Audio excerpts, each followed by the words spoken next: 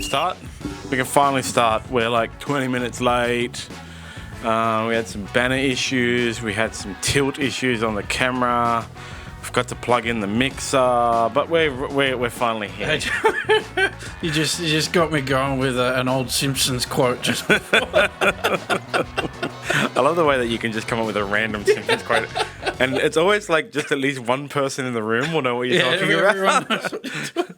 Because it's like 30 seasons and nobody's seen every episode and can remember every episode, but there's always at least one person who knows exactly what you're talking about, and then it doesn't matter what it is. Fair to say the best ones were made in the 90s, John. Yeah, everything was good in the 90s. Yes. Since social media, nothing is good. Yeah, this is true. Including video referees, which we'll get to. Yes. That'll be interesting. That happened on Sunday morning, John, and it's Thursday, and we're still talking about it, but we've got reason to be talking about it. Cricket isn't good, but, there's cricket today. That's already started. Australia won the toss and elected to... No, New Zealand won the toss and elected to bat. To bowl. Oh, my God, how wrong can I get it? It's all right. Cut. New Zealand won the toss and elected to bowl. Yeah. But first off, Rugby League. Rugby League is back on Sunday. It's back, John. It's back. How good. 2 games in Las Vegas at 1:30, starting at 1:30 p.m. with the much publicised Vegas doubleheader kicking off in the US with Manly versus the Rabbitohs. And as is our wont during Rugby League season, we'll give you a quick preview of the games and our tips, which will then go under the expert now, and go under the expert, because we're experts, tips section on the SmartB website, where you'll be able to see our tips, Mitchell Pearce's tips, and when AFL season starts, Julie Snook's tips, and Craig Gower's tips, and so on and so forth. Awesome. So Seagulls versus Rabbitohs. We'll kick it off with a quick odds check. Elite Bet is our Rugby League sponsor of the year, partner, I don't know what you call it, sponsor. So with Elite Bet odds, South Sydney are favourites at $1.81, with $2 for the Seagulls. So it's not that much of a difference. As always, bet with your head not over it. For free and confidential support, contact gamblinghelponline.org.au. John, that one's at 1:30 p.m. on Sunday, Allegiant Stadium, Las Vegas. That game will be televised on Fox only, not on Channel 9 for anyone. I suppose a lot of people are going to be watching, John. It's a pity that one's not on free-to-air. Yeah. But, this is both teams will want to get off to a good start, John. Both missed the finals last year. Manly, they'll be looking to repeat last year's round 1 success. They beat the Bulldogs 31-6. That was their first opening match win since 2012 last year, so they'll be hoping to keep that going.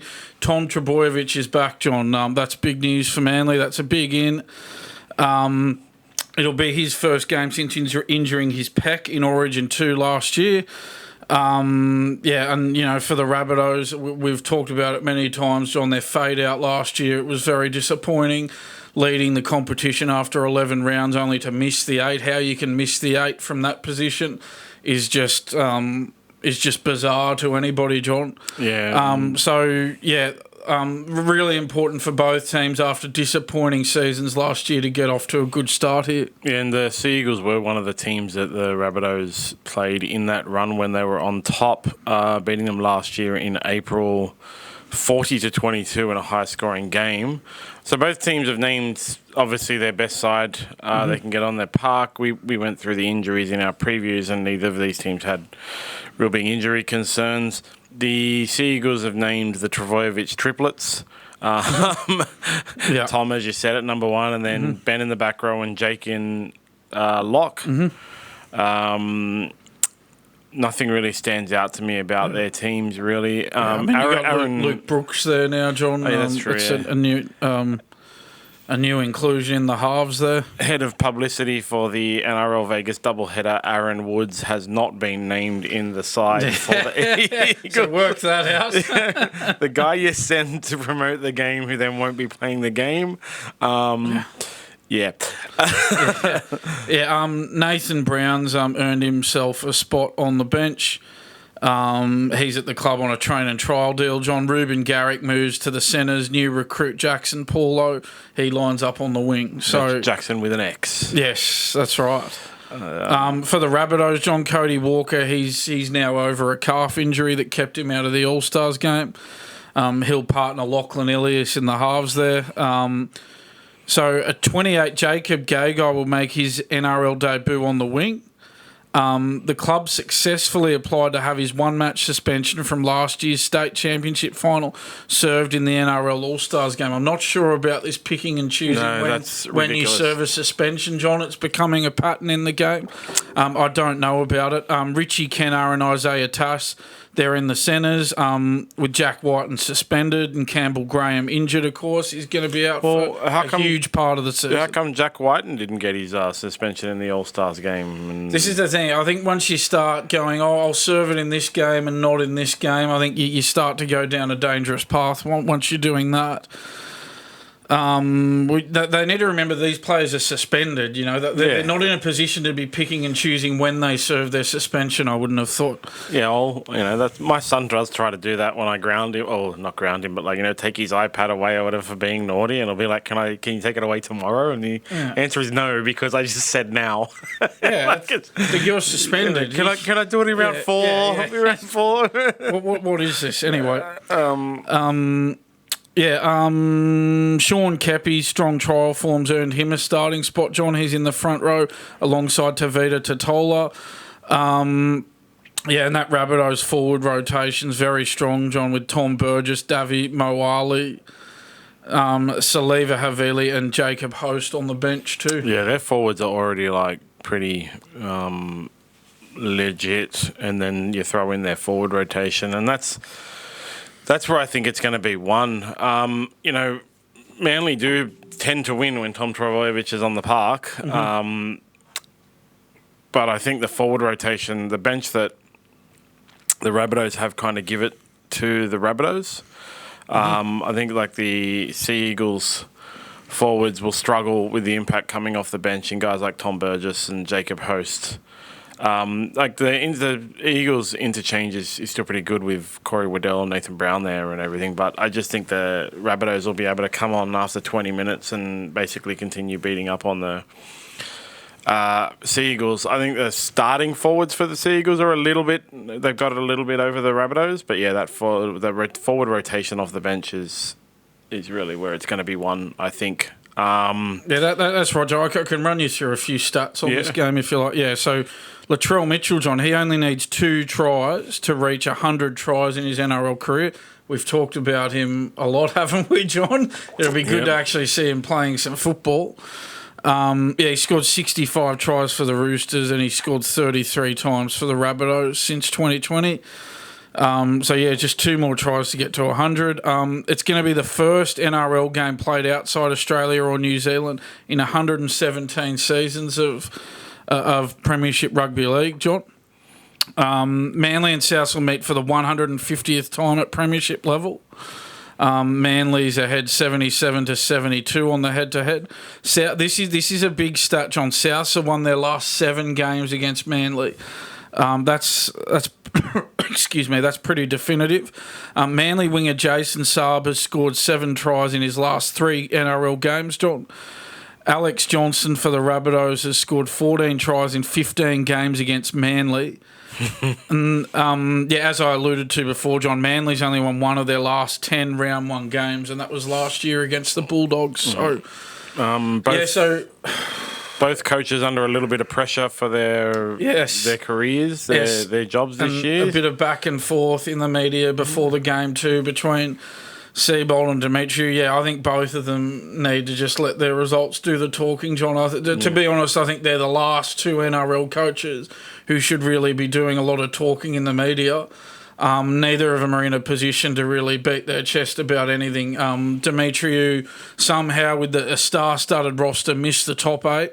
That doesn't say much for his first-grade coaching ability, John. Really, exactly. And Seabold, Didn't make the 8 last year in his first year at Manly. That was after bombing out at the Broncos. Didn't make it 2 years into a 5-year coaching deal. But he was the most improved coach at the Manly. Yeah, he was the most improved coach in 2018, John. Which is coach of the year. That's a long time ago now, isn't it? So it's time for these two coaches to, let their coaching ability do the talking and get some results on the board, John. So I'm tipping the Rabbitohs. I agree, John. I think I just think Manly's too reliant on one player, too reliant on Tom Trbojevic. I think the Rabbitohs are far more well-rounded as a unit. Yeah. I think the Rabbitohs will get the job done. Yes, Tom Trbojevic has been out for a long time since tearing that pec in Origin last year. So it's going to take him a bit of time to find his feet again, John, and I think it's too much of an ask for Manly to win this game. I think Souths will be winning it. I really want, how many games did Latrell play last year as well? I mean, he was there at the back end of the year, missed the middle of the year, didn't play for Australia. I think the Rabbitohs will prove too strong, but hopefully it's just a big forward battle for the Americans to see people smashing into each other. Yeah. Hopefully, you hope they play an attractive brand of football for the American audience there, John. You hope that it's... Well, we would hate to see this game get bogged down as WrestleMania. So I hope the referees... is awake to that and gives a lot of six agains if there's wrestling that goes on, because the last thing we want is this to turn into the WWE and for the American audience not to see the best of the NRL, John. Yeah, you want big hits, athletic tries, and no boringness. Yes. On to the Roosters versus the Broncos. Mm-hmm. Again, both teams are named pretty amazing teams. So Brandon Smith has been named at hooker, and whoever said that Connor Watson was going to play a lot of hooker, Connor Watson hasn't even been named. He's in the reserves, so I can't see him playing any hooker off the bench.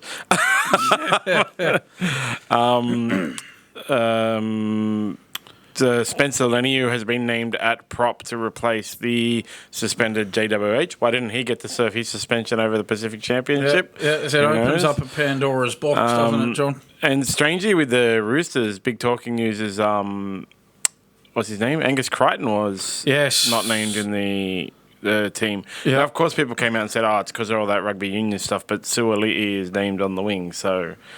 obviously, Dom Young is out injured due to the trials. That terrible crusher tackle. Yes. But yeah, both teams are super strong. Just a quick elite bet check.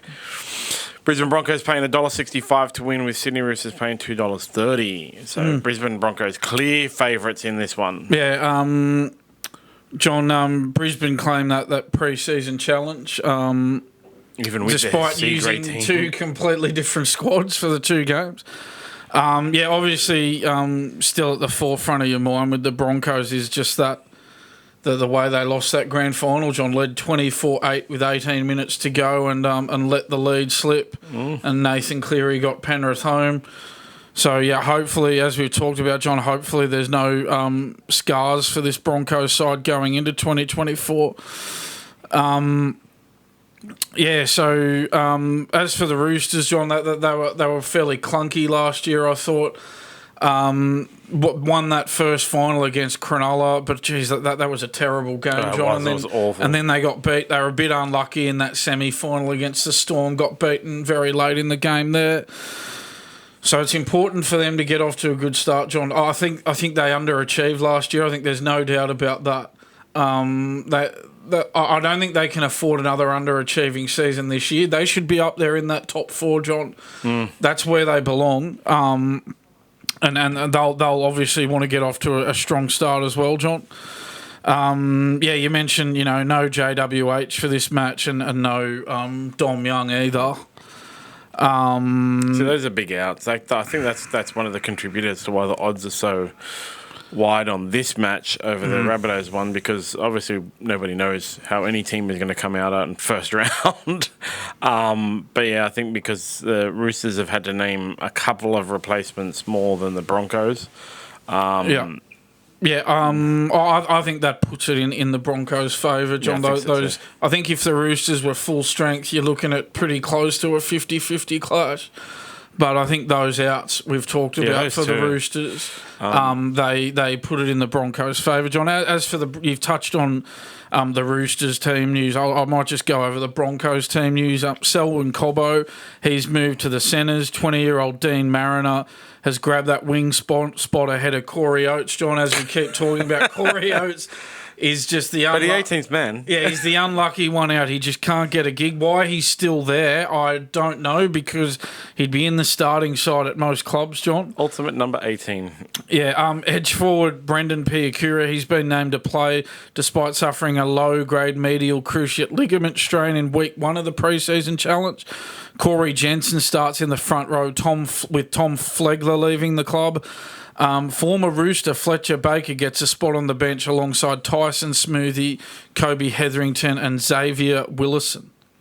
Tyson Smoothie is the coolest name ever, by the way. Yeah, it just sort of rolls off the tongue, doesn't it, John? It sounds like a superhero name. I got some stats for you on this one, John. The Roosters have won 5 of their last 7 against the Broncos, so there you go. There's probably some good value in that for the punters, isn't there, on the Roosters, even though they've got a couple of outs. They've got a good record against the Broncos, and that's in recent times when the Broncos have been strong as well, so that's very interesting. Selwyn Cobbo has scored 19 tries in his last 22 games, John. He'll be looking to keep that try-scoring run going. Roosters back rower Satili Tupanua, he's got 4 tries in his last 4 games against the Broncos. And Corey Oates has scored 5 tries in his last 2 games against the Roosters, although unfortunately he's the 18th man, John. And, if Angus Crichton had have played, John, it would have been his 100th game for the Roosters, but it doesn't look like he's going to get a start there. So there you go. So I've got the Broncos. I can't go past the bookmakers. It's those outs of JWH and Dom Young, John. Yep, so put it in the Broncos' favour for me. These will be posted on social media and stuff like that.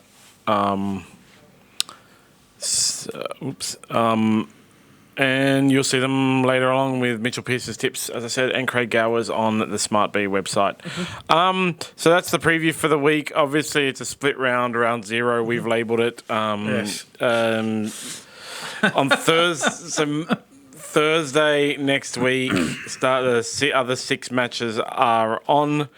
As I said, this doubleheader will be on Sunday, 1:30 p.m. on KO and Fox Sports for the first match, and then the Rabbitohs Sea Eagles match will be played on Channel 9 and on Foxtel. Yes.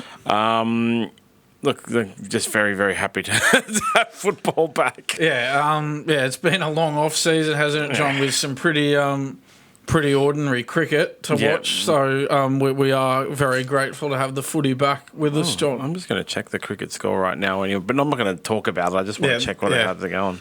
Yeah, by the time this goes up, it'll be...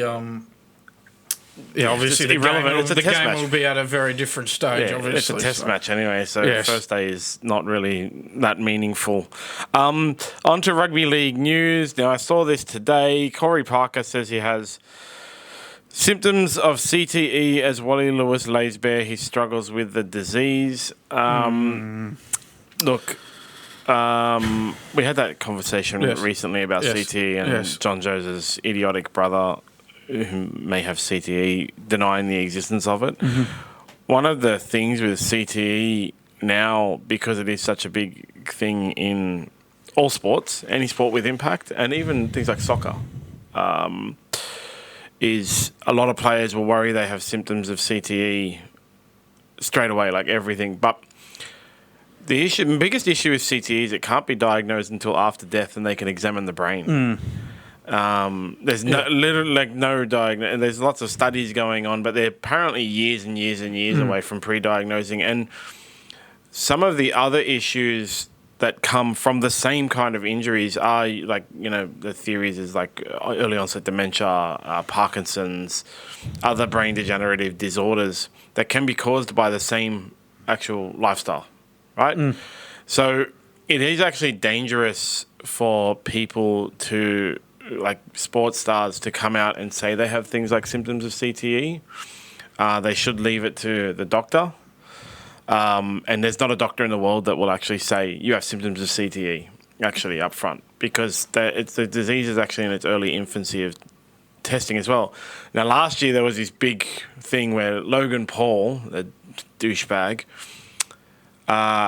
came out and said his doctor said he has CTE. That's what he said. Some stupid crap like that. You can't get CTE can't be diagnosed until after death. And then afterwards, he had to backtrack on everything he said. Oh, no, I didn't say that. But of course, that guy's a YouTube idiot. Yeah, so we're going to be talking about him a bit later too, John. But he, of course, everybody found where he actually said it. So, I hope beyond hope that Corey Parker and Wally Lewis isn't Wally Lewis diagnosed with Parkinson's? So Wally Lewis, John. Wally Lewis has come out and he's called for change on Tuesday. He said we need to train our kids smarter. It's not a badge of honour to go back out onto the field with a head injury. It's sheer carelessness. He's fronted a campaign on Tuesday, John. So he's someone who's suffering with these sorts of symptoms. Again, you don't want to. That's the thing, John. You don't want to say that someone's got CTE. Well, it can't be diagnosed until after death. But I think what Wally Lewis has is I think it's called probable CTE. Yeah, he does. But you can't actually diagnose it as CTE. Last year, so I'm just looking at it now. In July last year was when he came out and he said that's what they've. So again, it was from doctors, right? Doctors confirmed Wally Lewis, and so he's basically the spokesman. Works with Dementia Australia, because CTE is very similar to dementia. Wally Lewis works, and I acknowledge and accept this. It's very good. I'm very glad that Wally Lewis does. So I don't know if Corey Parker's doctor sat him down and have said to him, "You've got probable CTE," but. He could have many, many, many things, and I really, really hope it's not CTE. Yeah. I mean, you talked about Wally Lewis there, John. Yeah, it's symptoms of probable CTE, and you mentioned that Dementia Australia panel he spoke on. That was at Parliament House on Tuesday.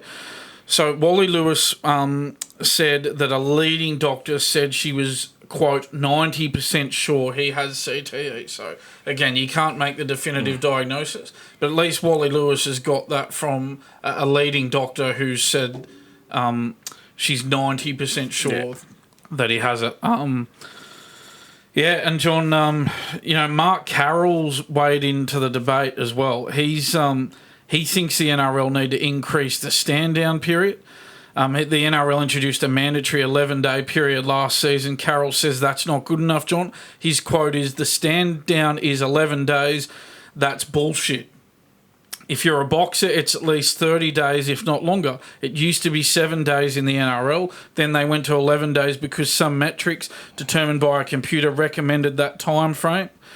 He says longer stand-downs will hurt clubs and their rosters, but it's in the best interest of the player. It should be at least 3 weeks. What's 11 days if a player has been diagnosed with a concussion?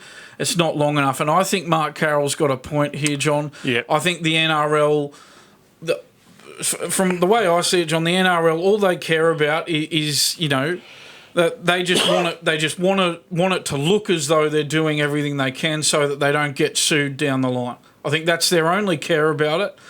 And I think they're just doing the bare minimum to make sure they don't get sued later on this issue. So he talks about boxing. Sorry, what did he say the boxing one was? 90 days? 30 days. 30 days. If not longer. Yeah. It's UFC. If you get knocked unconscious, the medical suspension is 60 days. And that's the thing. He's 100% right. If you get knocked out, it's not 11 days later you don't come back. It's just not. It's never been long enough. But obviously, it's a bit annoying. The clubs wouldn't support it. Because in boxing and UFC and boxing and MMA, right, fighters only fight once, 2, 3 times a year anyway. So getting suspended for 60 days, they weren't going to fight anyway, right? Exactly. And that's why it's like everybody's like, but in rugby league, think about it, you suspend someone for 60 days, or 30 days, even 30 days, is 4 rounds, which is a massive one. Now, if someone breaks or injures their ankle and is out for 4 rounds, they'll be like, oh, I accept that he can't run, right? The biggest problem that I see from the NRL, even clubs and players, is when you have a concussion, after the initial concussion symptoms of like accidentally falling asleep and things like that, you feel 100% fine. The danger is in repeated concussions. So getting knocked out again.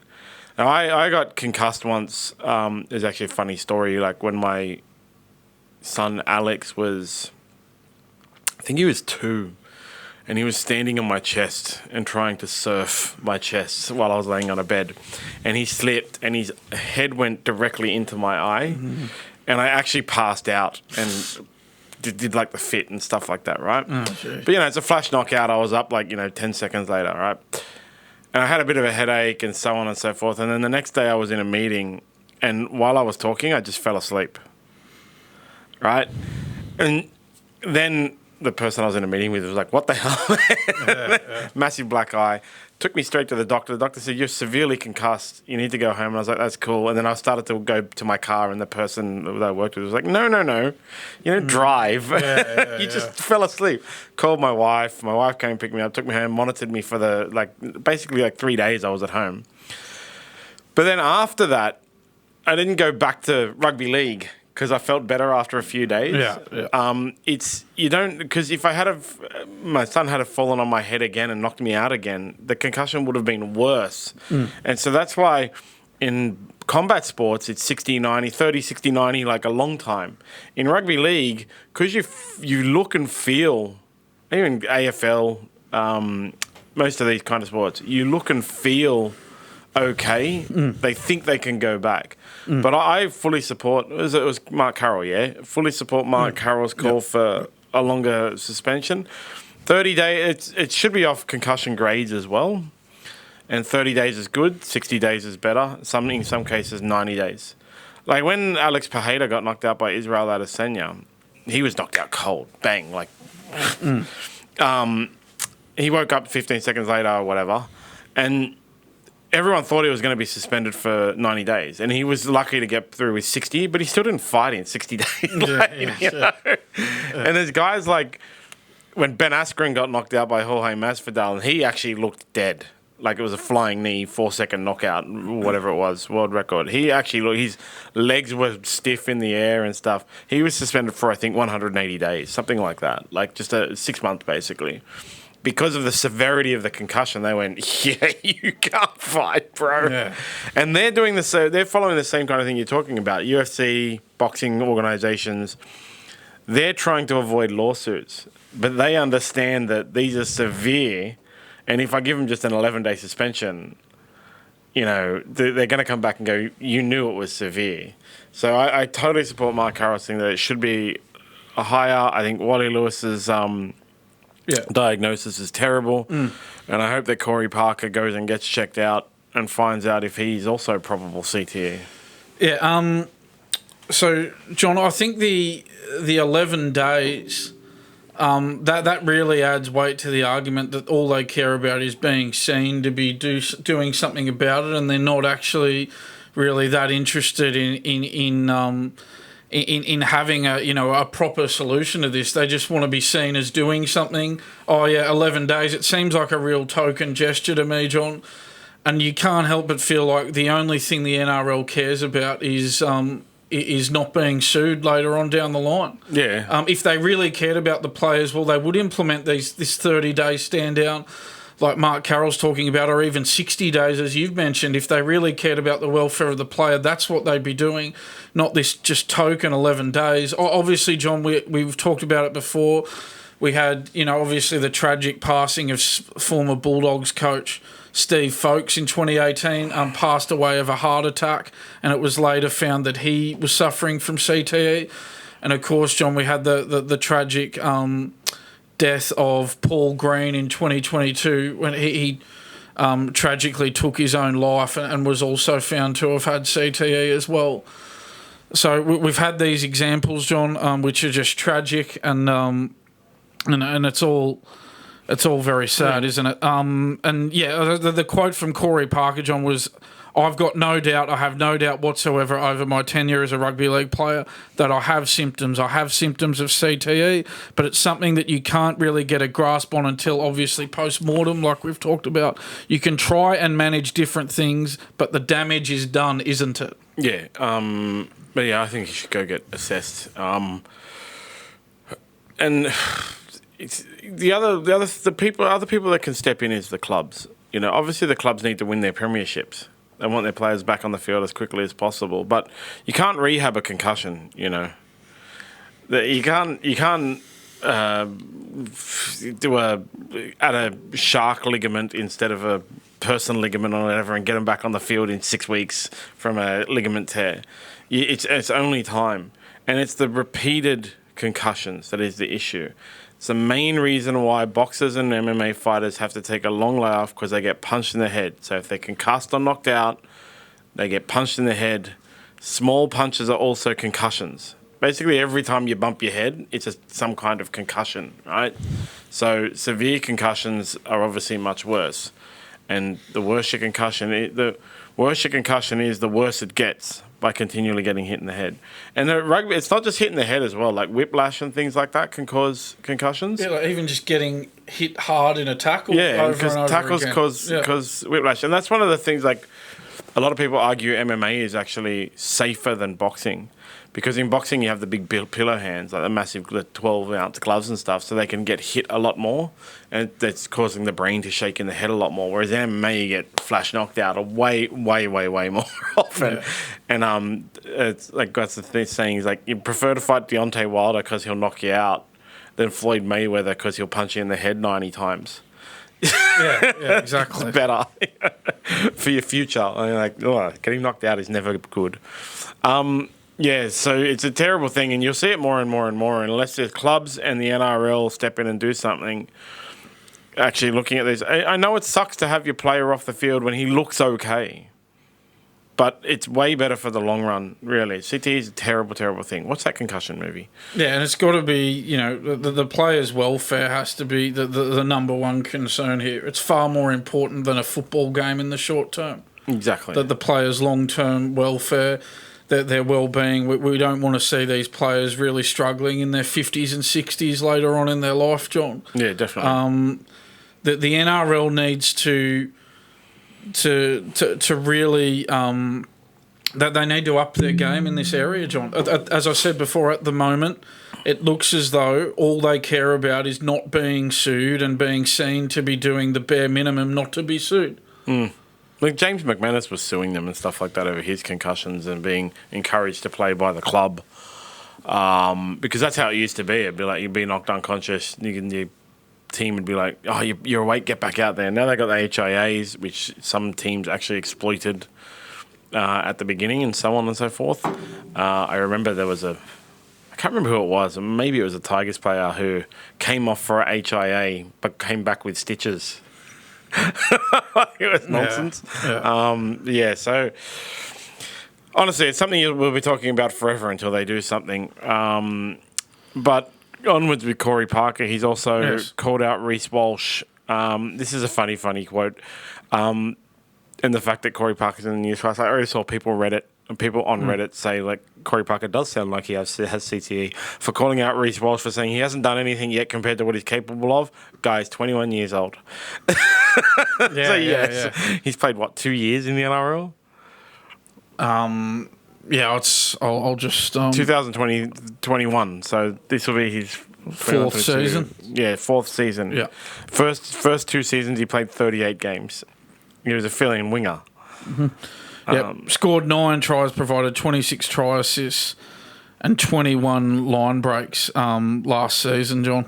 So yeah, he hasn't done anything that he's capable of, but he's done a lot already. Played for Queensland 2 games, won a State of Origin. Took Kalen Ponga's spot. Didn't star in the grand final, but you would expected him to come to one. Reece Walsh is one of those players of the future. He hasn't done anything yet compared to what he's capable of. Everybody should be scared of what is going to happen in the future. Yeah, it doesn't, John. To me, it doesn't reflect well on Corey Parker. A comment like that, it's sort of got. I don't know. Is there sort of like an underlying sort of bitterness there that Reece Walsh is being treated as an absolute superstar, and Corey Parker sort of feels like he's got to have a dig at him for really no good reason, John. If you think about it, all right, the Broncos came up just short in the grand final, but gee, they got mighty close to winning it. It's a bit similar. These comments to me from Corey Parker on Reece Walsh feel a bit similar to Gordon Tallis's comments on Adam Reynolds, and John. I was just looking up the quote, but actually another thing came out 20 minutes ago from Corey Parker. Right. Taking aim at Coach Kevin Walters' treatment of Corey Oates after overlooking the veteran for his size blockbuster. And Corey Parker is just hammering the Broncos right now, I feel like. It is like Gordon Tallis on Adam Reynolds. Like, Just calm down, bro. They went to a premiership last week. He's going out of his way to sort of look strongly opinionated, isn't he? It's like he's trying to impress his bosses at Fox by making these strong opinions on everything all the time. Mainly about the Broncos, which is, obviously he was a one-club man at the Broncos, yeah. Yes. Yes. He's a Broncos and Origin great. He was in that, featured in that damn State of Origin. That run of 11 out of 12 from Queensland between 2006 and 2017. Yeah, he was in most of them. Yeah, he was also in the losing ones in 2004 and 2005, but he was in most of them, finishing in 2016. He won premierships at the Broncos, multiple premierships, yeah? I'm pretty sure it was just that one in 2006, John. 2006, yeah, it was 2000, just in 2006. Yep. He's won World Cups. He's won 4 nations. Yep. He's been Broncos captain. He's got more than 300 games. So he's 347 games. His opinions do hold weight, especially when you talk about, like, who are these guys who have never pulled on a jumper? But yeah, it just seems to me like every article I read about Corey Parker says this negative thing about the Broncos. Does he hate his former club? And he's only 41, John. Imagine what he's going to be saying when he's in his 50s and 60s. God. If he's giving it to him, cares less. If he's giving it to him in his early 40s, still a young man. Relatively speaking. He's younger than me, but he looks older. Yeah. That's the thing, John. What's he going to be like in his 60s? Well, he's just going to be just upping it as he goes, isn't he? Yeah. Upping the ante. But I would hope that he starts talking about other teams as well. That's the thing. But yes, Reece Walsh hasn't done anything yet, but what he has done at such a young age is pretty amazing, I think, is actually what could have been said. And what he does from here he can either, become one of those generational players like Nathan Cleary, or he can fade away into obscurity. One of the things that we don't lack in the NRL is superstar fullbacks. There's so many of them. There's so many of them. Every team pretty much has a superstar fullback. It's sort of changed, hasn't it? Back in the 90s and early 2000s, you had superstar halves. Yeah. Now you don't really... In all honesty, there's not many halves who are superstars, but now there are a lot of superstar fullbacks. So it's sort of changed, hasn't it? There's flipped. Guys being put on wings and in centre who could be superstar fullbacks as well. So that's the thing with Reece Walsh. He's one of those fullbacks, right? And so he's already done a lot. He's probably... Well, you got Tom Trbojevic, Latrell Mitchell. I'm trying to think who would be third in the best fullbacks. Maybe Dylan Edwards at the moment. Yeah, Dylan Edwards. Be up there. You got Clint Gutherson. But Reece Walsh would probably be in the top 5. Yeah. Out of 16. But still top 5, and he can either Kalen Ponga. Yeah. Oh yeah, Kalen Ponga's there. Yeah. He can either go up. He's already taken Kalen Ponga's spot in Origin. Maybe he'll do it again this year. He can either go up, or he can go down, or he can stay the same. We don't know, because he's so young, 21 years old. Yeah. Anyway. Yes. Continuing right along onto Penrith, 2021 2 and 3 premiership winning team Penrith. Yes. Mitch Kenny has gotten in trouble for something he did 3 months ago. Two months ago. We got this situation again, John, where Penrith were able to... he was allowed to play in Penrith's World Club Challenge loss to Wigan. And now he's in order for him to be serving the suspension in round one against the Storm. So we got this situation again where teams are sort of cherry picking when they want to serve the suspensions, and the NRL going along with it. I don't agree with it, John. If you're suspended, you're suspended. You serve your suspensions in the next games that are coming up. It's very simple. Whatever those games are, I don't care if it's round one, if it's World Club Challenge, if it's a finals game, if it's a grand final, I don't care. If you're suspended, you serve your suspensions in the next game.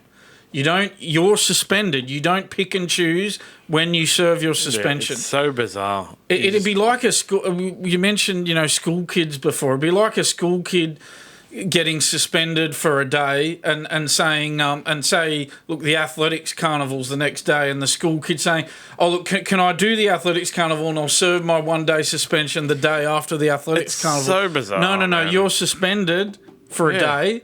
You are suspended the next day. No matter what. If there's an athletics carnival on, well, it's too bad. Just like in this instance, you're suspended for the next games coming up. It's so bizarre. I don't understand it. And Ricky Stewart, our best friend, has also commented a lot about it, and I agree with him completely. Like, it just makes no sense. It makes no sense. Like, it's the fact of the... Like, it's worse because they are cherry-picking players and showing, like, special treatment and saying this player can do it and this player can't in similar circumstances. Like, why wasn't Jack Whiten able to serve his suspension in the All-Stars match? He just wasn't. But that's why they've opened up a Pandora's box. Now nobody knows, they've set a precedent for this now. Now nobody knows really the criteria for this. Nobody knows... Oh, can I get out of serving it in this game? Can I serve it in this game instead? Who's making the rules what's here, gonna John? happen? They're just making it up as they go with this. What's going to happen mid-season? Say, he's been suspended for 3 matches. Yeah, but round 7 we got a big cracker of a match. Can he do round 8, 13, and 22? We're going to get a situation where teams start to, if someone gets suspended in a prelim final for one game, a team's going to start saying, well, can we play the grand final and serve the suspension in round 1 next year? Well, it's the same thing as this, John. There's no difference. No, it's so bizarre. Are we heading down that path now? It's so bizarre. So Mitch Kenny made a social media post saying, and I quote, couple Boxing Day lines. And this is bizarre. The NRL completed its investigation into the post-Christmas post. Has only just completed the investigation, John. Miraculously, it's come about after the World Club Challenge. So this post was done on Boxing Day, which was over 2 months ago now, John. And now all of a sudden, the week after the World Club Challenge, we get them saying, oh, we've now completed our investigation. How does it take 2 months to do an investigation into that? Well, there's a story as well, so it disappeared after 24 hours. It's so bizarre. Seriously. The penalty's going to be confirmed this week. Half of his $10,000 fine. That's part of the punishment as well, John. That'll be suspended for 12 months. So, yeah, Penrith has successfully asked the NRL to impose the ban during the season instead of him missing the game in England. Hit with the breach notice in February after the NRL's integrity unit investigated his post. Oh, geez, they're really on the button, those investigators, aren't they, John? Coming to their conclusion over 2 months later. He was the one that said someone else grabbed his phone and posted it. Tried to distance himself. That's what he said. He said, Happy New Year, guys. Enjoy and ignore trolls who grabbed my phone. Happy New Year. Right. He was the one, yeah. But the NRL found him guilty of a breach of the NRL Code of Conduct. After 2 months. Yeah, it only took me an hour after seeing the post. Bizarre, isn't it, John? Yeah. So he won't be playing against the Storm, but he was allowed to play in the World Club Challenge, if you can work that out. Anyway, so hopefully clubs can start bargaining and picking and choosing their suspension days. And that's what's going to happen all year. It's time for Honestly, Guys, It's Just Our Opinion. Mm-hmm. Continuing on with the discussion of the World Club Challenge video referee, Greg Alexander has weighed in, as has every single media personality, ex-rugby league player, current rugby league player in the world. Yes. And the question today is, was it the worst officiating you've ever seen? Well, I'd have to say that it was, John. I can't think of worse officiating in my 30 years of watching the game. I'm trying to think of anywhere where I saw worse. So, John, this happened on Sunday morning. We were here on Monday, but this story's just grown legs as the week's gone on. So now we're talking about it again on Thursday. So Greg Alexander, the former, or the Penrith Panthers legend, Greg Alexander, he's absolutely given it to the video referee after that decision to award that try to Jake Wardle. Obviously, it turned out to be the winning try in the World Club Challenge. The referee obviously sent that up as a try, and the video referee trotted out the old line of, there's insufficient evidence to overturn, even though there clearly was evidence to overturn. So Greg Alexander on SEN said, and I quote, "The video referee performance, especially in the second half with the awarding of the Jake Wardle try, was the worst I've ever seen. The worst video referee decision I've ever seen. He had the temerity to say there's insufficient evidence to change the on-field decision. And he said he was in shock after the incident." So, what's happened to those referees? Nothing, right? Well, nothing that I know of, John. So, John, the referee was Liam Moore. He's actually, this referee actually comes from Wigan, John. And there are some others have weighed into it, John. Even a former NRL referee, Tony De La Hara, has said that he's criticised the referee. Often, you don't often get former referees criticising the referees. Only Bill Harrigan. yeah, exactly. They're normally ones to leave the referees alone. Former NRL star Jamie Soward as well, John, he's weighed in. He said it was absolute rubbish. That was his quote.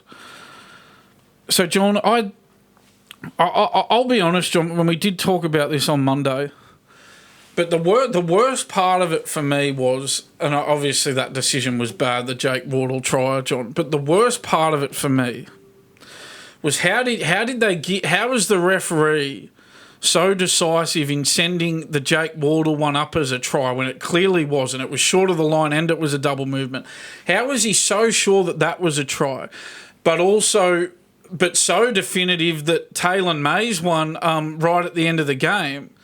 How is he so definitive that wasn't a try when at least Taylor May got over the line, John? Now, I know that decision in isolation, you could go, well, yeah, that's a fair enough decision to give it no try.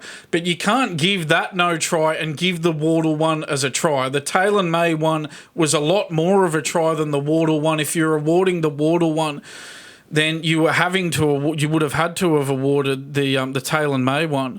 So for me, John, that was the worst part about it. So definitive Wardle was a try, so definitive Taylor May wasn't a try. If you put them individually in different games and they happened 2 years apart, you wouldn't be talking about it as much. But the fact that they were in the same game makes it worse. Graham Mennersley has weighed in and said that it's the process that let them down. Oh, that's just wishy-washy, isn't it, from Graham Annesley? I'm not surprised that he's, sat on the fence with this sort of an issue. Is it in the NRL? This is his justification. I've always had the view that the bunker should make independent decisions without any constraints. In the NRL, if a referee thinks a try has been scored, he awards it on the spot. The bunker then reviews it in the background and overturns the decision if necessary. If a referee refers an incident as no try, the bunker reviews the incident and will reverse the decision if supported by video evidence. In terms of sending decisions up with referees forced to make a call when it's possible that he or she isn't even sure, that can lead to the bunker having to uphold the decision because they can't definitively prove it was wrong. So we had those two decisions, John. The try given to Jake Wardle and the no try of Taylor May that we've talked about, and also, John, we'll mention that strip that they were supposed to be. It was agreed upon that that they were going to use the international rules in this game. And under international rules, if other players fall off the tackle and there's only one left in the tackle, then that one player, which was Liam Martin in this instance, is allowed to strip the ball, John. But the referee seemed to forget that they were using the international rules and use the Super League rules in that instance. Which, they were supposed to be using the international rules. It's permitted under the international rules to do what Liam Martin did and strip the ball one-on-one after other players have fallen off. Now, John, I'm going to be a bit careful with how I say this, but obviously, John, there's no evidence that this was anything more than incompetence from the referee or the video referee. But John, when the referee is from Wigan, and when the video referee himself, so the referee Liam Moore and the video referee Chris Kendall are both from England. Liam Moore's from Wigan, Chris Kendall's from Huddersfield, so from England as well. Now, when you get three decisions like that all go in favour of the home team, and they're all English, they're both English officials, John. Again, there's no evidence of anything more than incompetence, John, but there are going to be fans out there who really don't like the smell of that, John, and there are going to be people and there have been people who posted about it on social media, John, and said, well, what's up with this? The English officials have just ruled in favour of the English team under very questionable circumstances, John.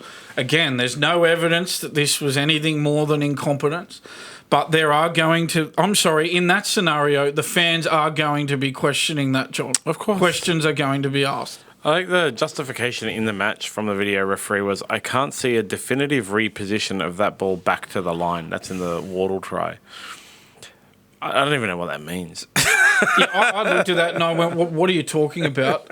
You're overcomplicating it. It's as clear as day that there was a big gap between where he had the ball and the try line, and it should have just been given no try. And it was a double movement as well. A double movement that didn't even get over the line was given a try. And live on the spot when the referee awarded the try, he wasn't even able to see the ball, but he sent it up definitively as a try. Like, he wasn't able to see the ball. He wasn't able to even see that the ball had been grounded, let alone the fact that it had been grounded far out of the line and that was double movement to get over. He couldn't see that from the position he was in. It was actually the worst officiating I've ever seen.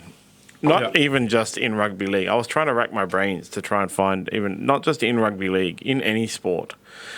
When taken as a whole for the entire match, and the fact that there was those three crucial calls that went against one side, and two of them were so similar, it was the worst total package of refereeing I've ever seen in any sport ever. That's the thing, John. As we've said, that third one, the Taylor and May one, on its own, you can live with that decision.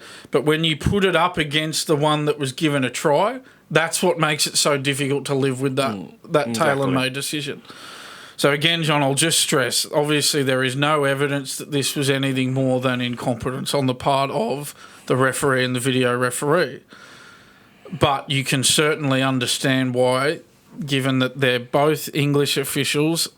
One of them's actually from Wigan, who won the World Club Challenge. Both English officials. All those very contentious decisions went in favour of the English team. There are going to be fans who don't like the look of that and who question that, and that's just the way it is, John. That's just the way it is. It's bound to happen under those circumstances. Yes.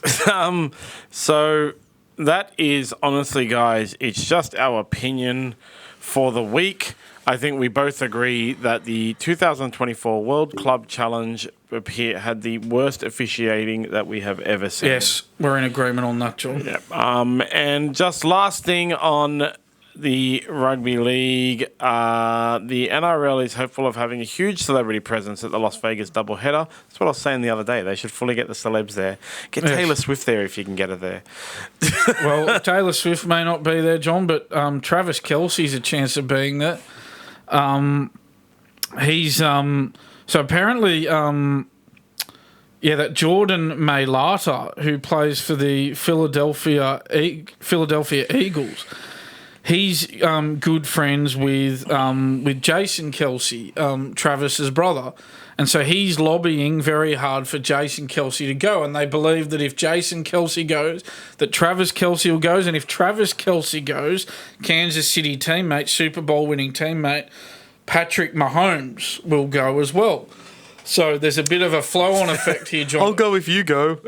But to be fair to them, John, I have seen a podcast where Jason and Travis have talked to Mailata about rugby league. So it's not as if this, is just a completely would be just a completely token appearance. They have taken a bit of an interest in the game and talked about it on Mailata or with Mailata on their podcast, I think it was. So that'd be good, John, if they could get all those people there. Definitely. And yeah, Hugh Jackman's going to be there, John. Obviously, Russell Crowe will be there. Tim Zhu, your mate, the boxing world champion, he's going to be there as well, John, I believe. NBA and Boomer star Paddy Mills, according to reports, is desperate to attend as well, John. So this list of the big names is building up. I think Greg Norman may be attending as well, John. So they are building up a good list of celebrities here to attend this one. That'll give it that's what's going to give it the America is a celebrity obsessed nation, so that's what will give it the publicity the best. Just getting celebrities there and. Yeah, we'll see. So that's what we're gonna get all Sunday, basically, camera flashes to the celebrities, because that's what happens in American sports. Yeah. But there's less stoppages, so I don't know how they're gonna handle it. In a game of rugby league, they're not going to get the stoppages to be able to do that. How are they going to handle it? We'll have to see. Especially because there's no scrums and stuff now. There is scrums, but they're so rare and no penalties, and it's going to be so hard for them to. The game only goes for 90 minutes, guys. That's Rugby League for the week. We will be back next week with more Rugby League and a breakdown of the 2 Sunday matches. Yes. And then next Thursday we'll preview the other 6. Cricket remains in the news, and seeing as Mitchell Johnson's favourite punching bag, Dave Warner, has retired. Yes. He retired, right?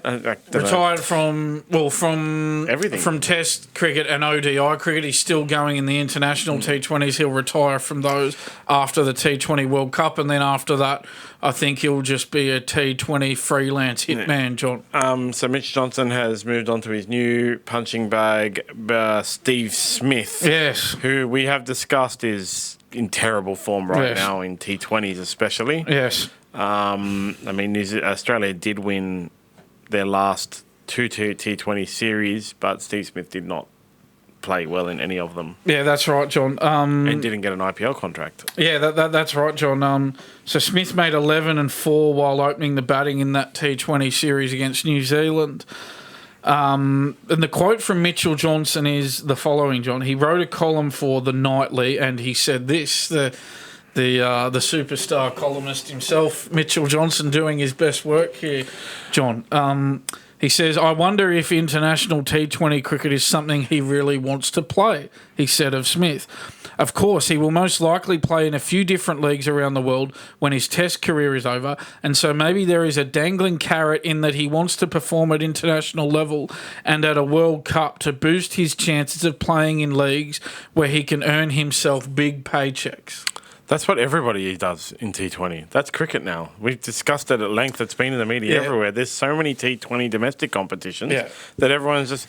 There was Australian players that played in 15 T20 competitions or something in 2023. 15. Imagine playing in 15 competitions. It's because there's a bloody T20 match out of them every 3 days or whatever, every 3 days. Yeah, everybody. So why does Mitchell Johnson pick Steve Smith specifically? Every single person in world cricket is doing the same thing. All of them. It's like what was that bowler from the West Indies left the West Indies team to go and play in he injured himself, but he was planning to go and play in that UAE T20 series. He left his international team after, what was his name? Shamar Joseph. After having a standout opening period and I'm not going to play the internationals. I'm going to go play for money. Yeah. They're all doing it. There's no point in Mitchell Johnson singling out Steve Smith. Of course he's doing it. Everyone is doing it. That's what cricket is now. Then all of those... Was it the South Africans sent their C and D team players to New Zealand to build up their T20 series because everybody wants money from it, and a bunch of people went and played there. Dave Warner went and played in whatever it was, terribly in like the UAE T20 series before coming back to play for Australia in T20 against the West Indies. Yeah, like, come on, Mitchell Johnson.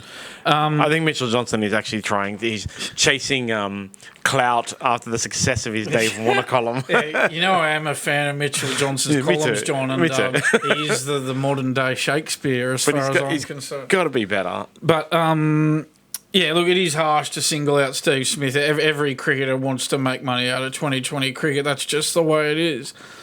And he has singled Smith out there. But yeah, I mean, he's under some pressure to keep that spot in that T20 team, John. I mean, you got David Warner there, you got Travis Head, Mitch Marsh. They're all ahead of him in the pecking order, John. Matt Short as well has impressed over the last few years. And I think this was a bit... You talk about Mitchell Johnson was a bit out of line, what he said about Steve Smith. I think that wicketkeeper Matthew Wade was a bit out of place. His criticism of Smith as well. He said the following, and I quote, "Smithy hasn't played a heap of T20 cricket in the last little bit for Australia," Wade said, and I quote, "Fingers crossed he makes it, but there's always going to be someone that's unlucky." Like, Matthew Wade, you're the wicket keeper. You're not the captain. What are you talking about? Mitch Marsh was the captain of the Australian team in that T20 series against New Zealand. I don't think that position's been finalised, John, after the retirement of Aaron Finch. It's still a bit up in the air who takes over as T20 captain permanently, but Mitch Marsh was the skipper in that series against New Zealand. Why is the wicketkeeper weighing into this, saying, someone's got to be unlucky, insinuating that he shouldn't be picked?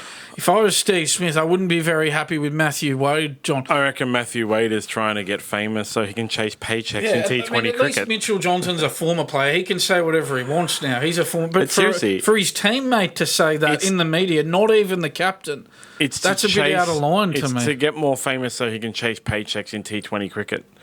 That's what Matthew Wade's doing. They all are, man. Yeah. Everyone's sole motivation now is just, I can get big money in T20. I'm going to go play in as many T20 competitions as I can. And all the countries are building up their T20 competitions, and everyone's just going to go mercenary and go to as many as they can. That's it. That's the state of cricket now. We had a discussion about is Test cricket dead and the lack of Test cricket nations. All that's growing now is T20. Every country is making their domestic T20 cricket and investing heaps of money in it. And that's like the IPL is about to start in March. If you're into the IPL, you'll be able to create and manage and join tipping comps on SmartB for the IPL. I'm not really into the IPL. I know there's the Mumbai Indians, and that's it. I think Mitchell Stark's into it, though, John, with the pay packet he's getting. Yeah, exactly. That's you'll see. Like, every best cricketer in the world is in the IPL because the money they get is ridiculous. Yeah. And then they go chase the other pay packets from all the other T20s. Yeah, I think Mitchell Johnson's just trying to chase paychecks in his columns, and this one's a hit and a miss. Swing and a miss. Because just to specifically target Steve Smith. If he wanted his column to be like really, really engaging and good, he should have just highlighted the fact that it's all of cricket, and that's the problem with world cricket now, not just Steve Smith. Is Mitchell Johnson just having one last hurrah before the football season starts? That's it, man. Got to try and get in. Stand from, we are talking about it. The last stand from cricket, Shakespeare. We are talking about it. Last time he was more right than wrong. This time he's more wrong than right. Yeah, I think his David Warner column was a lot more on point than his Steve Smith column, John. Meanwhile, England has finished their Test series in India, right? No, well, the series isn't finished, John, but it's been decided. India's ahead 3-1 in the five Test series. They have 5 Tests. So the 4th Test has been completed, John. India lead the 5 Test series 3-1. So Bazball hasn't worked for England, John. They are currently second last on the World Test Championship table. It's laughable. So that's the problem with Bazball, isn't it? It looks great when you're winning, but when you're losing and you're second last on the World Test Championship table, you look very foolish. When have they John. ever been winning with it, though? I think right at the start of it that they had some success, John, but we've only just gone into, because the World Test Championship final was played only last year, in the middle of last year, we've only just gone into a new window of the World Test Championship, and because England haven't had much success since that new window has started, they don't look very good at the moment, and they're second last on the table, John. Yeah, they're sucking and they're losing to everyone. And we're celebrating. Hopefully they can drop down one more and be last in the World Test Championship. Only Sri Lanka are going worse than them in the World Test Championship, John. Awesome. And continuing on with T20. See, T20. It's all about the news. T20. Everything is T20. It's the most easily accessible. It's for the mouth breathers. There's a famous quote from years and years ago where Maynard, the lead singer of Tool, a very like musically inclined band, lots of musicians like him, he said something about how he wishes he didn't have to sing lyrics, and because his voice is amazing, he's a really good singer. And he said, like, lyrics are for people who eat at McDonald's, and that's T20. T20 is for people who eat at McDonald's. Yeah, it's fast food cricket, isn't it? Exactly. Yeah. But some unknown Namibian, it's such a hard thing to say, unknown Namibian batsman broke the T20 world record yesterday. It happened since our last podcast, John, so it was sometime in the last few days. Namibia's, I'll do my best with the pronunciation. Good luck with John. Jan Nickel Lofty Eaton, I think I've got through that okay. Sure. Has set a new world record for the fastest ever century in T20 international cricket, needing just 33 balls to reach triple figures, John. Quite extraordinary. Helped his team to a 20-run win over Nepal. Yeah, it was on Tuesday, John. Yeah, it was on Tuesday. Yeah. The 22-year-old came to the crease with Namibia 3 for 62 in the 11th over, firing off 11 fours and 8 sixes, John, finishing with 101 off 36 balls. So very good innings there, John. That 100 toppled the previous world record of 34 balls held by Nepal's Kushal Malla. So there you go, John. He scored a rapid-fire 100 against Mongolia last year, John. South Africa's David Miller, India captain Rohit Sharma, and Czech Republic batsman Sudesh Wikramasekera all managed to reach triple digits in 35 balls, John. Chris Gale's 30-ball century in a 2013 IPL match remains the overall record for fastest century, John. Obviously, this Namibian batsman has broken the record for T20 international cricket. So there you go, John. Some people argue that matches against non-test nations shouldn't count in record books. That's stupid. That is absolutely stupid. It's a T20. Whoever does the T20... It's a T20 international. It comes under that banner, so it is what it is. T20, it's a T20 record. It's not a test record. It's a T20 record. Yeah. And if you're going to be getting these countries to play international cricket... you can't qualify for records. Sorry.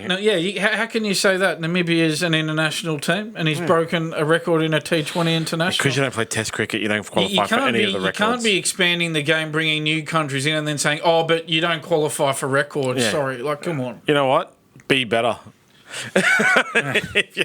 That's cricket for the week. Monday we'll have a good update on the Australia versus New Zealand first. Yeah, it may be done and dusted by Monday, John. Monday will be day 5. Yep. So it may be done and dusted. It may not be, John. We'll see how that goes. Yep. Steve Smith is performing well as an opener right now, but it's irrelevant. We'll see. It's irrelevant when you're picking the 2020 squad, I think. Exactly. Yep. So for combat sports, UFC 299 is next week, which is the 10th of March. And so watch out for the expert tips, me versus Jake O'Driscoll. The main card tips will come for Sean O'Malley defending his bantamweight title against Marlon Vera. Cheeto Vera is the only person who's beat Sean O'Malley. Dustin Poirier will have his first non-superstar match in ages. He's famously he's fought Conor McGregor 3 times now. He's fought Khabib Nurmagomedov, Justin Gaethje. He's basically match for the title, never won a title like 5 times. Versus Benoit Saint Denis. But Kevin Holland will also be fighting Michael Venom Page in Michael Venom Page's UFC debut. Michael Venom Page is widely regarded as one of the greatest strikers in MMA.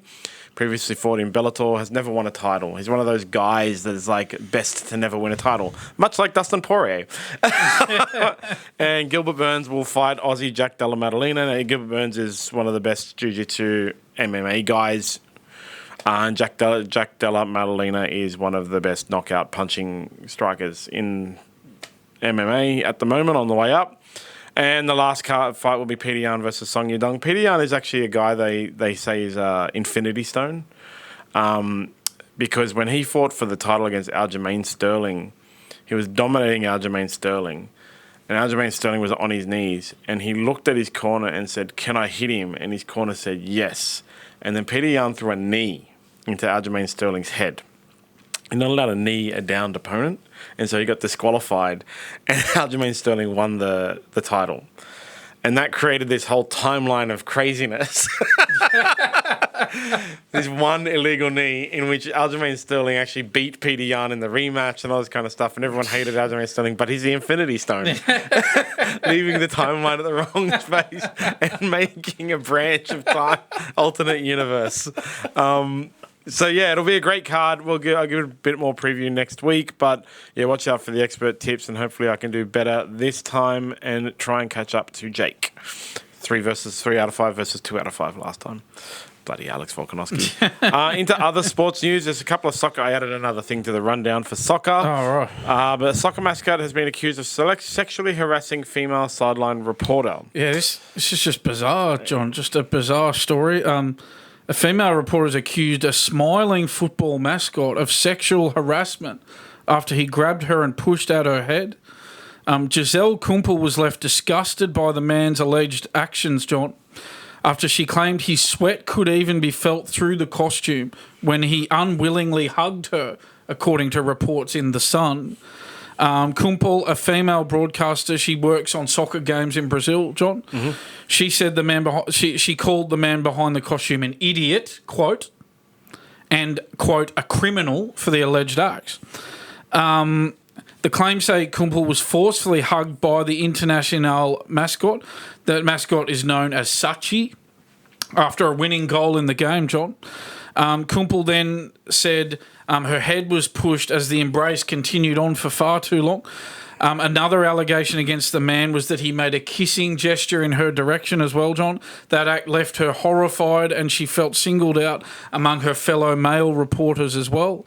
The quotes from Kumpel are the following, John. She said, "He came up to me and hugged me. He stayed hugging me. Even with the mask on, he pushed my head and made a gesture of kissing me. I could hear the sound of the kiss and I felt his sweat.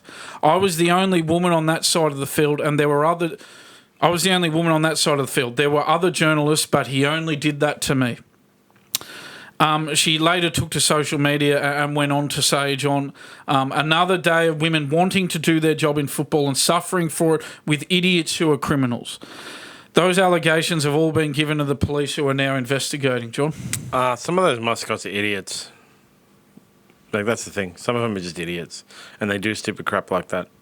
I don't know, I haven't seen any footage, but some of those mascots are just such idiots. Yeah, the mascot's been suspended by the club and is yet to be formally named by them or local media. You know Frank Paul Nuasala, if you remember him? He was the Roosters mascot. Oh, is that right? Yeah. Before right. He played rugby league. I didn't know that. Yeah, before he played rugby league. He had to fill in one day for a friend of his or something like that, and then he became the Roosters mascot and then started playing rugby league. Yeah, well, obviously we're not suggesting he's done anything like this. Or that he's an idiot. It's just a funny thing that just popped into my head now. Yeah. But some of those mascots are such idiots. You see them on the internet, like on TikTok and stuff like that. There's just a small clip. Some of them are just such idiots. Obviously everybody is now calling for an end to mascots. But, that's quite the typical internet overreaction. But some of them are just idiots. And then suspend the guy, and if he's done something bad, then get rid of him, fire him. And I think this mascot's been stood down until this investigation's completed. The investigation finds nothing, and it's just typical behaviour from him, then change the behaviour. but innocent until proven guilty. But yeah, some of those mascots are idiots, man. Seriously, I watch them and I just think they're idiots. Yeah, obviously that matter needs to be thoroughly investigated, John. I mean, if he's done bad, get rid of him. If he hasn't, yeah, well, just teach him to be careful. They'll have to go through that process now. Yeah, exactly. But we got some amazing, fantastic news. Donald Trump. Nick Kyrgios. He's just seriously, man. It's difficult for me to even speak. I do love your reactions to Nick Kyrgios stories, John. It gets so much worse as you go through this. Okay. Nick Kyrgios praises Logan Paul. Oh God. At least it's not Jake Paul. Jake Paul is the worst one out of the Paul brothers. At least it's not Jake Paul. But next week, on social media, and bizarrely hints at the possibility of joining the WWE. That's not going to happen, you doofus. Yeah, it's a strange one, isn't it, John? He called Logan Paul his quote Pokemon Unite brother, and then he said. He went on. Well, he said, "Appreciate you, my Pokemon Unite brother. Hope you enjoyed Australia, bro." Kyrgios was quoted as saying.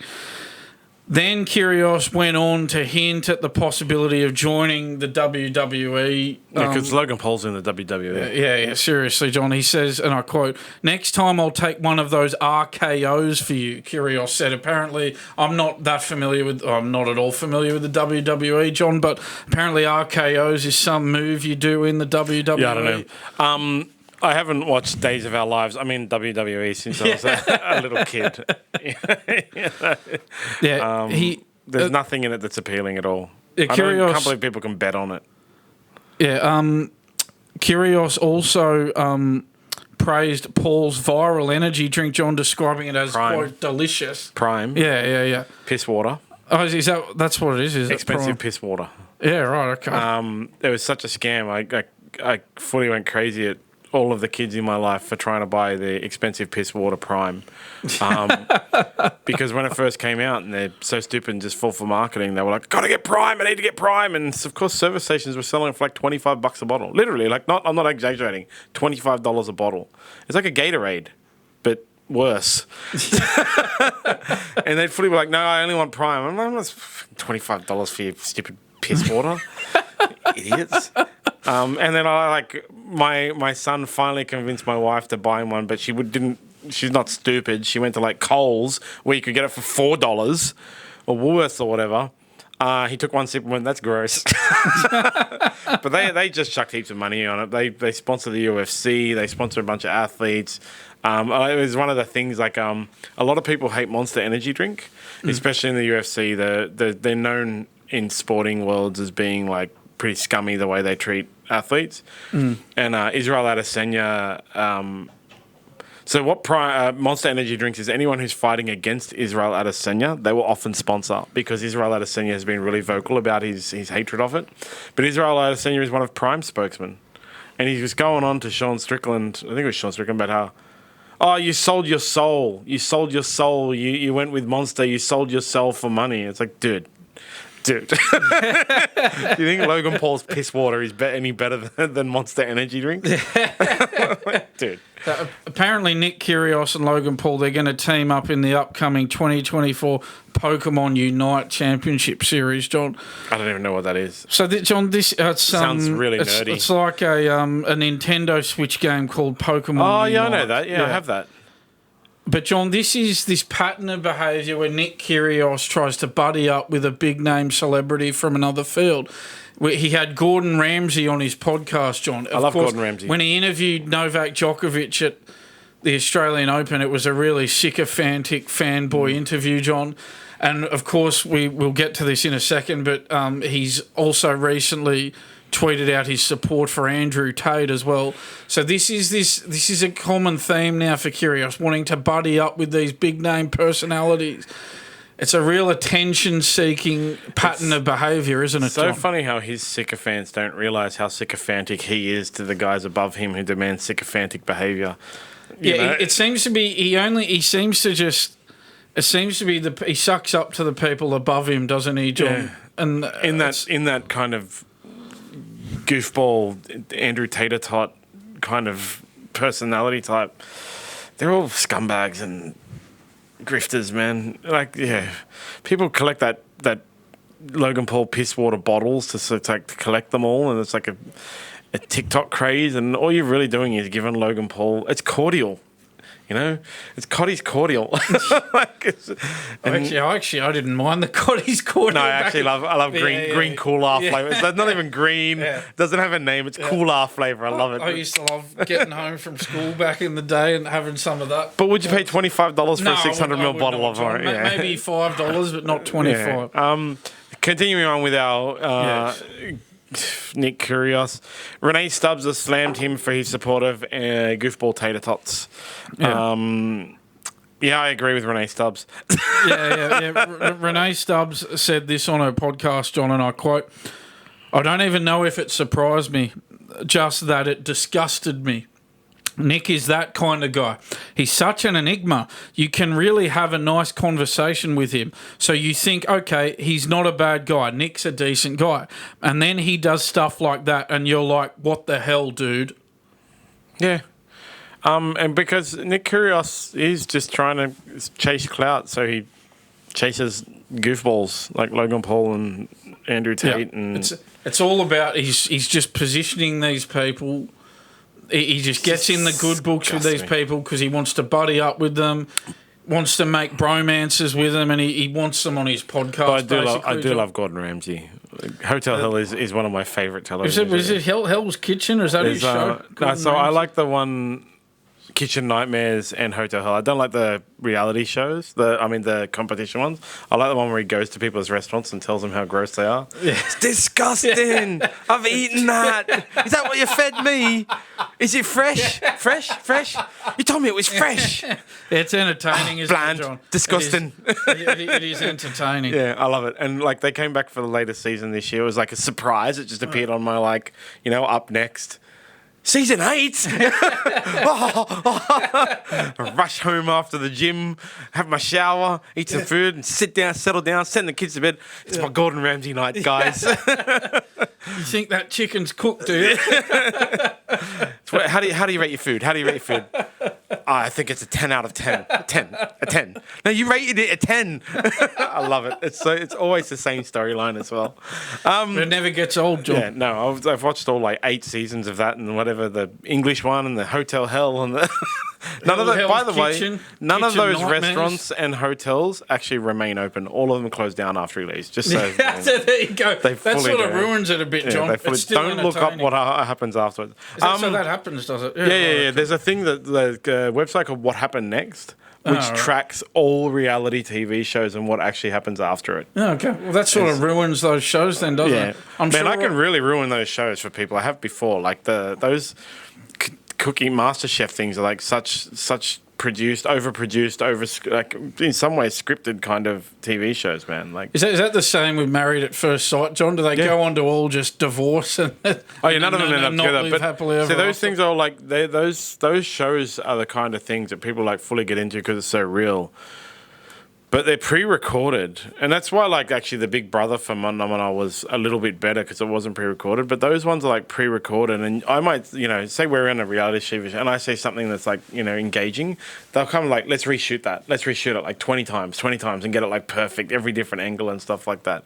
And even, on one of them, they went to a bakery, one of those master chefs, to complete a challenge. It was some... a mass-produced factory baker that my friends worked at, and they were in the show. And on the show, it was they got woken up at 4 a.m. and they rushed to it, and they had to learn how to bake sourdough bread that they'd never baked before and make it all, and then rush it to the restaurant. They only just made it and all that kind of thing. And then the restaurants would analyze the buns and go, "I give this one a 6 out of 10, and we're going to use 60% of it," and blah blah. I asked my mate, I was like, "No, it was shot over 4 days. We threw out all their shit bread. All their bread was shit. We would never give it to any restaurant. We had to remake all their shit." And because the bakery had to make all their bread literally at 4 a.m. to get it to the restaurants for the lunch and stuff like that. So it'll be after the bakery had closed down, and then they'd come in at 3 o'clock in the afternoon. They're like, it's 4 a.m. outside. It's all nonsense, man. It's all... That ruins those shows for me now, John. Yeah, no, they're terrible, man. But yeah, like the Big Brother phenomenon when it first came out, that was different because that was actually live. You know, like anything that's actually... You know, you see the MasterChef or the whatever it is, the one that's really big, where they film both winners and stuff like that because it's so far pre-recorded, things like that, you know, like it's just, it's all... I heard that on Married at First Sight, they don't even really get married in the first place. No, it's not a real marriage, because in Australia, like a lot, just, you know, off track, a lot of overseas weddings aren't legally recognised, because in Australia to get married, you have to sign the agreement that you're going to get married at least 30 days before the wedding. Oh, right. You have to. The part of it is like that you know the person and you're not. You know, like it's a legit marriage. Which those marriages are not. So you can't actually marry someone who you just met in Australia, and that's why when you go overseas and you do like a shotgun, not a shotgun wedding, but like a Vegas wedding, you come back. It's not a real marriage. A lot of Thai weddings, like people go over to Thailand and Bali and stuff like that. Then they come back and then they have to do a celebrant wedding here. Finally, in other sports, the Matildas played their match last night against Uzbekistan and managed to qualify for the Olympics. Yeah, they had a big win, didn't they, John? Well, they were only up 8-0 at the end of the first half, and they did only manage to score 2 more goals in the second. So it was 10-0. 10-0 was the final score. Okay. Massive.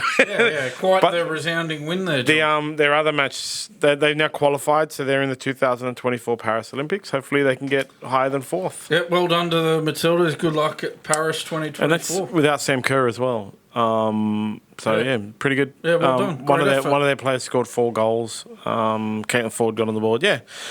So we'll get Matilda's fever in June. Again, I'm sure everyone will be most concentrating on that. That's it for other sports news. Onto our social media blower-uppers. Now, we all knew that talking about Taylor Swift was dangerous. Laura Hodges, like 20 minutes after our Honestly Guys, just our opinion on Taylor Swift went live. You are impossible. I got to do it in a voice. You are impossible. I listen to the news and they do not mention Swift or Kelsey. What news is she looking at, John? Yeah. She's been the 10 top stories for the last week. I know. I don't know what news. Daily Telegraph, news.com.au, SMH have a new category, Taylor Swift. Yeah. You're crazy. I won't go into it all, but even with some other big news events going on, John... Taylor Swift. We've had just wall-to-wall Taylor Swift for a good week. Absolutely. Now. Over a week. She's crazy. You crazy, Laura Hodges. Don't ever insult Taylor Swift fans in front of them. Yeah, it was a dangerous game, John. Yeah. The High General, on it, because episode 51 did go up really late, actually, unfortunately. So on episode 51 on Monday when it went up, he said, you take the good and the bad with Vlandis, I guess it takes a Greek to save and elevate the game. I gather that the General is Greek now. No bias. Yeah, we're finding out more and more about the General. Because that was about the Peter Vlandis. We had a discussion. And then... General on episode 52, obviously referring to the Ridiculous World Club Challenge. Not getting the rub of the green or shocking officiating is one thing. That felt almost intentional and deliberate, honestly, LOL. And that's exactly what you were talking about. Yep. I said, we're not saying... Yes, we said there is no evidence that it was anything more than incompetence. I will make that very clear, John. But you can't blame fans like the General for making comments like that. Exactly. You can't blame them. I looked it up. There's been no punishment, no stand down, nothing for the refereeing. So the Super League has deemed the refereeing performance as perfect. Yeah, it's bizarre, isn't it, John? John Helms 8226 on the Roosters preview. No one will even see Dom Young this year. He's that this season. He's that fast.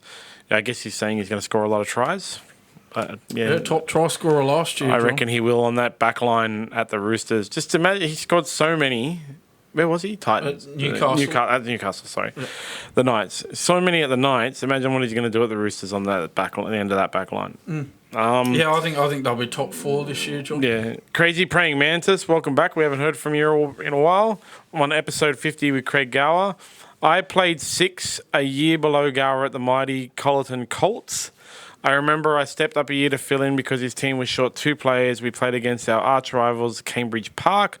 Had to wear my jersey inside out so there wouldn't be 2 6s on the field.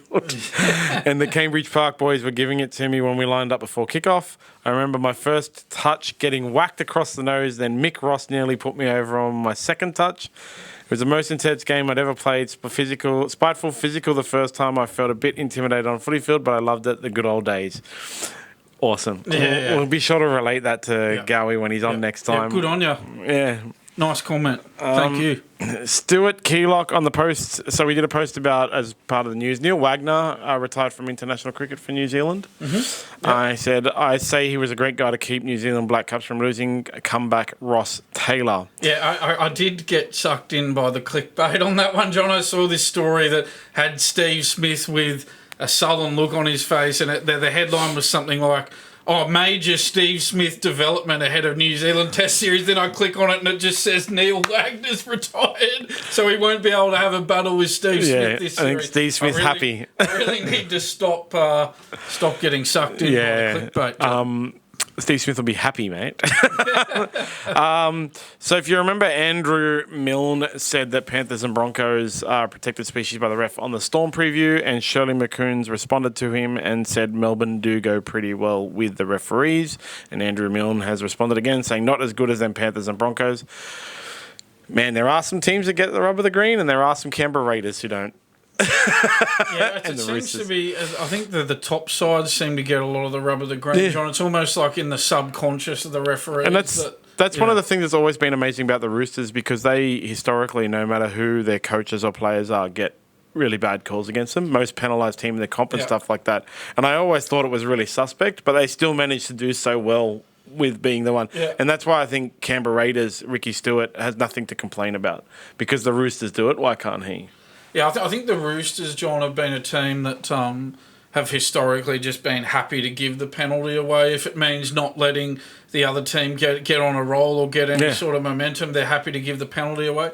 And maybe, John, I mean, the Roosters, obviously they still perform well pretty much every year. But if there's been a bit of a dip with the Roosters since they won their last premiership in 2019, well, there has, John, there's been a bit of a dip. Probably coincided with that 6 again rule coming in 2020. That's, they've not been able to really will give the penalty away when they wanted to interrupt the other team's momentum. With the 6 again rule, that's really put a stop to that, and I think that's certainly part of the reason why they've slipped a little bit in recent years, John. That's a good point, actually. Finally, there's always one. I love this TikTok. Right. It's not a bot. Having a go at us, John. User 19316808202001. Dude, you can set your name on TikTok. Yeah. Okay. It's okay. It's on short about Craig Gower talking about JWH not being in Vegas. If you remember, he said in this kind of one, it should be an exemption from suspension, which goes against everything we've said for the past 2 hours. Yeah. The game's a joke. You can't even grow in Sydney, and it's a suburban sport, not international, unless you count a few islands. Thumbs up, brother.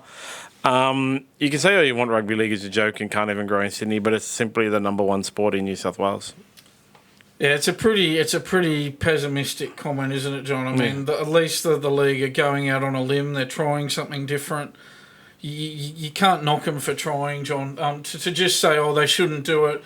It's a game that's not growing. That's a pretty that's sort of like a glass half empty look at the world, isn't it? Rather than a glass half full look at the world. Exactly. So anyway, I'm pumped for Sunday. Housekeeping before we wrap up. Don't forget to join the tipping competitions. It's not too late. First round for NRL starts on Sunday, and the first round for AFL starts the following week. Win $100 a week for being the best tipper in each of them, and win $10,000 at the end of the year if you're the best tipper. Yeah, I've overall. put my tips in, John. So. Then also sign up to get tip of the day. You'll start getting rugby league tips as well. MMA and AFL when AFL starts. So more and more tips of the day coming in hot. Well, but not tips of the day, tips of the round and stuff like that. But more and more tips coming in hot. So make sure you do have to sign up to get them. So make sure you sign up. And don't forget to sign up for the Subversion competition. There's quite a few entries, so get your name in quick. And the tickets are selling out rapidly. I was talking to Matt from Subversion yesterday. The card is stacked. There are international superstars on it. Very exciting. And don't forget, tomorrow there will be episode 4 of the SmartB Racing Update with Bryce and Oliver. Cool. Follow SmartB app at SmartB app on all social media, and we'll see you on Monday. Yeah, just before we close, I just wanted to give a quick thank you now that we're at the end of the off-season. I just want to thank Nick Kyrgios, Donald Trump, Taylor Swift, Mitchell Johnson and David Warner for getting us through the off-season, John. For giving us something to talk about. Curious, you're the man.